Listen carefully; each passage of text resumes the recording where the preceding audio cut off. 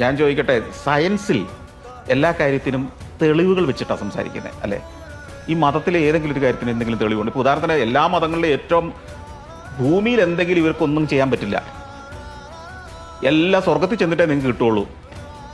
ഇത് ചില രാഷ്ട്രീയ പാർട്ടികൾ പറയുന്ന പോലെ അല്ലേ, ഞങ്ങൾ അധികാരത്തിൽ വന്നാൽ അങ്ങ് ഉണ്ടാക്കി കളയുമെന്ന് പറയുന്ന പോലെ അല്ലേ?